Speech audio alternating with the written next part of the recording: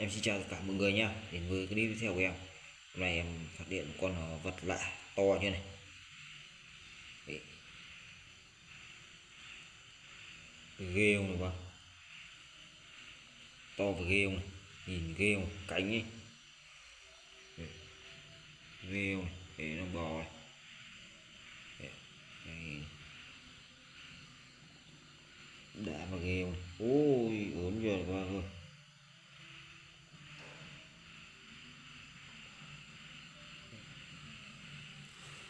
Nó đang bò vào nhà ấy. Bò vào nhà em này. Nhìn ghê không này?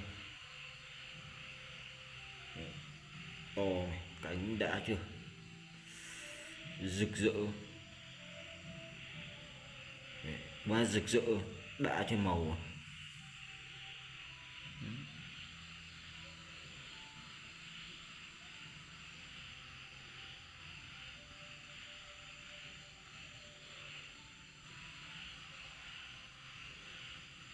Ghê.